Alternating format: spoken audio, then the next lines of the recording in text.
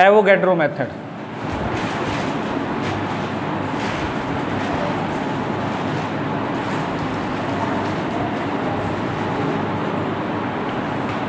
पहले भी मैंने बताया, जब भी कोई मेथड करना है सबसे पहले तो ये पता होना चाहिए कि वो मेथड यूज़ किस लिए होता है। तो ये एक ऐसा मेथड है जिसकी हेल्प से हम लोग स्मॉल स्केल के डिस्टेंसेस को मेज़र कर सकते हैं, माइक्रोस्कोपिक डिस्टेंसेस को मेज़र कर सकते हैं। डिस्टेंसेस यहाँ पर कौन सा मेज़र किया जाएगा? एटम के साइज़ का ऑर्डर निकाला जाएगा। ऑर्डर वर्ड मैं इसलिए यूज़ कर रहा हूँ क्योंकि हम लोग एग्जैक्ट नहीं निकाल सकते, अप्रोक्सीमेट निकालेंगे, ऑर्डर ऑफ द साइज़ निकालेंगे। ठीक है, तो एवोगैड्रो मेथड जो है, this method is used to measure the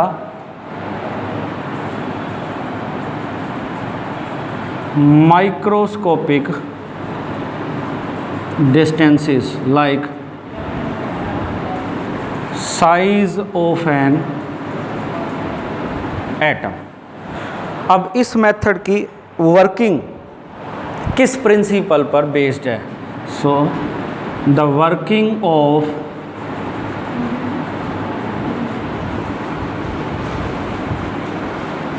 this method is based upon a hypothesis known as Avogadro's hypothesis। Hypothesis का मतलब एक तरह से एक इमेजनरी स्टेटमेंट या इमेजनरी फैक्ट होता है, या एक तरह से एक तरह की प्रेडिक्शन होती है which we made about the behaviour of a system on the basis of certain observations और थ्योरेटिकल कैलकुलेशन। मतलब कुछ ऑब्जर्वेशंस के बेसिस पर अगर हम एक सिस्टम के बारे में कोई प्रेडिक्शन करते हैं, कोई भविष्यवाणी करते हैं, एक्सपेक्टेशन, कोई अंदाज़ा लगाते हैं, तो वो एक तरह से कहलाता है hypothesis.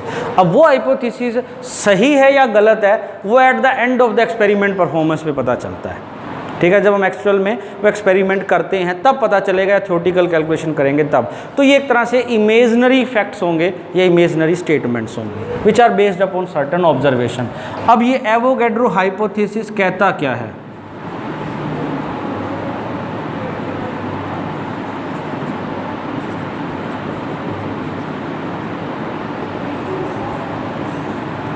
According to this hypothesis,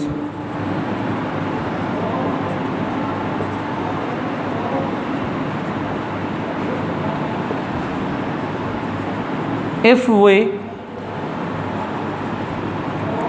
imagine the atoms to be of perfectly rigid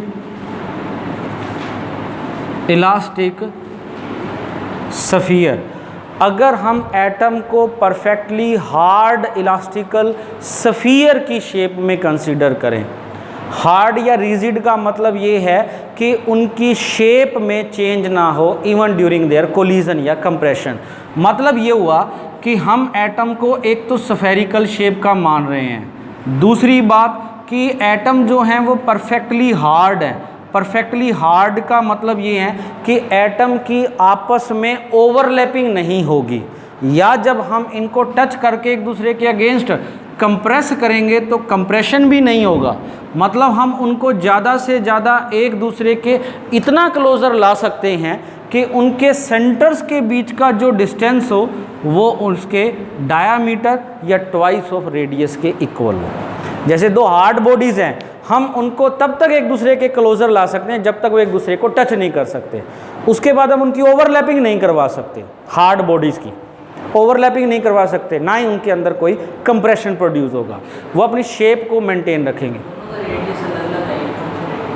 अगर एक मटेरियल के जितने भी एटम्स होंगे वो सारे हम सेम कंसीडर करेंगे, आइडेंटिकल कंसीडर करेंगे। ठीक है, अलग अलग के होंगे तो अलग अलग हो सकते हैं, साइज़ उनका डिफरेंट हो सकता है, पर उनके बीच का जो डिस्टेंस है, हार्ड मानेंगे तो डिस्टेंस उनके रेडियस के सम के इक्वल होगा।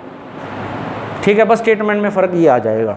ठीक है, फर्दर ये कहते हैं कि अगर हम एटम्स को हार्ड इलास्टिक स्फेरिकल शेप का इमेजिन करें तो उस कंडीशन में अगर एक सब्सटेंस में एटम्स की अरेंजमेंट की जाती है, इसको हम इस एग्जांपल से भी समझ सकते हैं। मान लो हमने एक बीकर लिया और उस बीकर के अंदर हम स्मॉल स्फेरिकल बॉल्स को रखते हैं और उनको हम इस तरह से अगर रखेंगे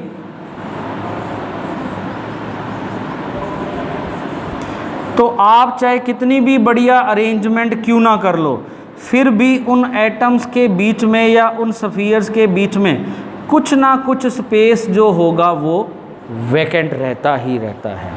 तो ये हाइपोथेसिस ये कहता है कि अगर हम एक पर्टिकुलर रीजन ऑफ स्पेस में एटम्स की अरेंजमेंट करते हैं तो वो एक मटेरियल बन गया। अब इस मटेरियल ने टोटल वॉल्यूम जो ऑक्यूपाई कर रखा है वो इतना है, ठीक है, पर उसमें जो एक्चुअल वॉल्यूम है वो तो यही वाला ऑक्यूपाई हो रहा है। ये वाला पोर्शन जो है ये तो बीच में क्या पड़ा हुआ है, वैकेंट पड़ा हुआ है, ठीक है। तो एवोगैड्रो हाइपोथेसिस ये कहता है कि एक मटेरियल का जो टोटल वॉल्यूम है उस वॉल्यूम में से जो 1/3 पार्ट होता है वो वैकेंट रहता है, सिर्फ 2/3 पार्ट ही एक्चुअली एटम्स के कारण ऑक्यूपाइड होता है। So further this hypothesis states that the actual volume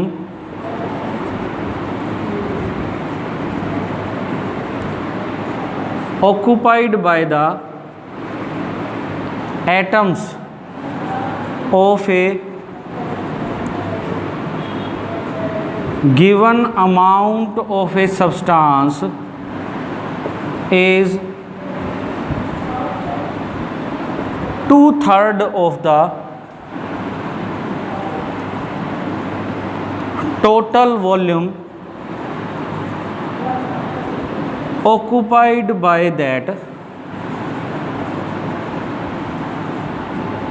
amount of substance।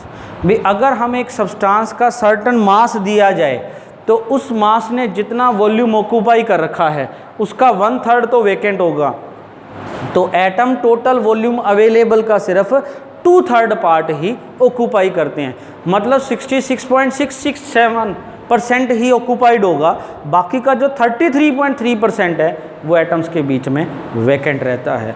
आप लोगों अगर केमिस्ट्री में क्रिस्टलोग्राफी के बारे में पढ़ा हो तो उसमें वॉइड स्पेस, हेक्सागोनल सिमेट्री वगैरह छोड़ो होता है इसमें, ठीक है, ये होता है।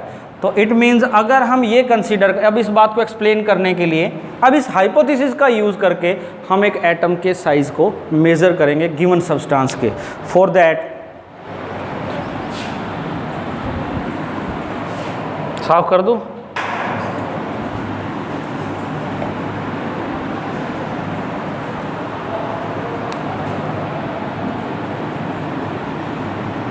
consider a given amount of the substance of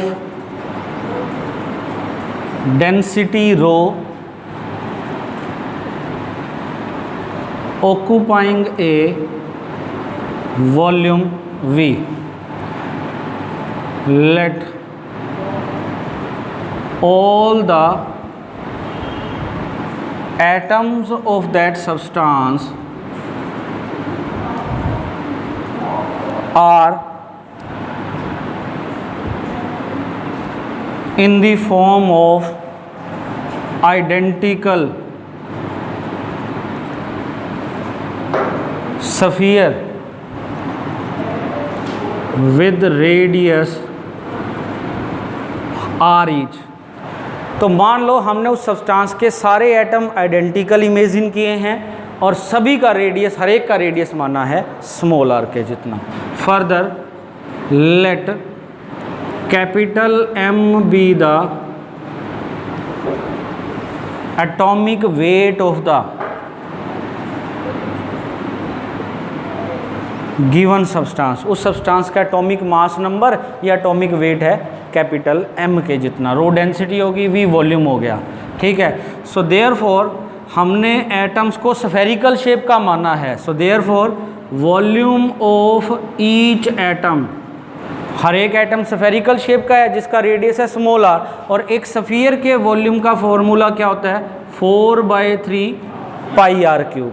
तो हर एक एटम का वॉल्यूम होगा इतना। अब हमें दिया गया है small m amount of the substance, ठीक है, m अमाउंट है, तो हमने क्या करना है m ग्राम के अंदर सब्सटेंस के कितने नंबर ऑफ एटम्स एग्जिस्ट कर रहे हैं वो कैलकुलेट करेंगे, उसको एक एटम के वॉल्यूम से मल्टीप्लाई करेंगे, total volume occupied by all the atoms आ जाएगा हमारे पास, ठीक है। Now number of atoms in capital M gram of the substance that is equal to Na which is the Avogadro number जिसकी वैल्यू होती है 6.022 इंटू 10⁻23।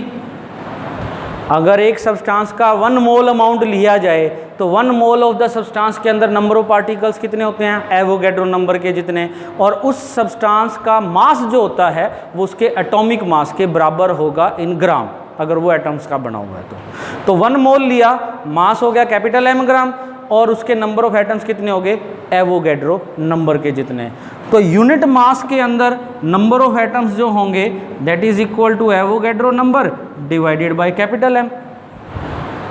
1 मोल ले लिया मान लो हमने सब्सटेंस का, तो 1 मोल के अंदर नंबर ऑफ पार्टिकल कितने एवोगैड्रो नंबर, और मास कितना होगा कैपिटल M। तो कैपिटल M ग्राम में नंबर ऑफ एटम्स कितने हो गए एवोगैड्रो नंबर, तो 1 ग्राम में कितने होंगे Avogadro number divided by capital M। तो हमारे पास कितना अमाउंट दे रखा है स्मॉल m, तो small m amount of the substance के अंदर नंबर ऑफ एटम्स कितने होंगे मल्टीप्लाइड बाय स्मॉल m। ये आगे number of atoms in the given substance, और ये है volume of each atom. So therefore volume of all the atoms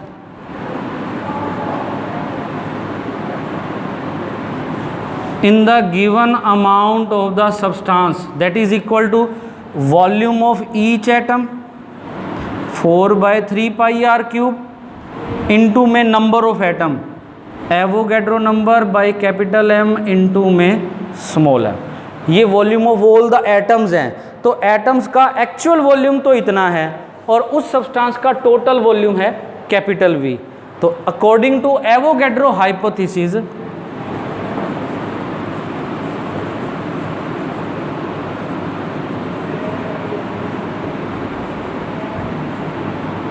according to Avogadro's hypothesis the total volume occupied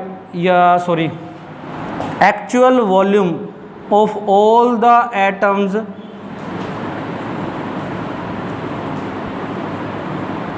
is equal to 2/3 of the total volume occupied। ठीक है, 3 से 3 हो गया cancel, यहाँ रह जाएगा 2। हमें चाहिए रेडियस ऑफ द एटम की वैल्यू, साइज निकालना है, साइज का मतलब डायामीटर, डायामीटर का मतलब रेडियस आ गया तो उसका डबल कर देंगे डायामीटर। आर क्यूब इधर रखो, बाकी सारे उठा के दूसरी तरफ, तो r cube is equal to capital M V divided by 2 pi Na into में स्मॉल m। स्मॉल m क्या है mass of the substance, V क्या है वॉल्यूम ऑफ द सब्सटेंस।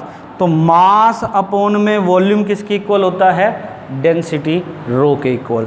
तो that is equal to capital M upon 2 pi Na rho. तो R की value आ जाएगी जिसकी power raise to power 1/3।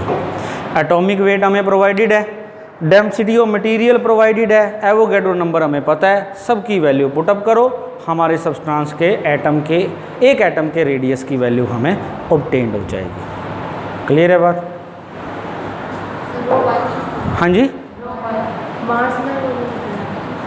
Density का फॉर्मूला क्या होता है मास पर यूनिट वॉल्यूम। तो मास अपने को दे रखा है स्मॉल m, वॉल्यूम है कैपिटल V, तो उसका रेसिप्रोकल है बस यहाँ पर और कुछ नहीं है, तो 1/ρ लिख दिया मैंने। This is the radius of our given atom of the given substance. Avogadro method हो गया। ठीक है, इसमें फ़िलहाल इस चैप्टर में इतना ही करो, बाकी अब डायमेंशनल के बारे में पढ़ेंगे, कल स्टार्ट करेंगे उसको। और आज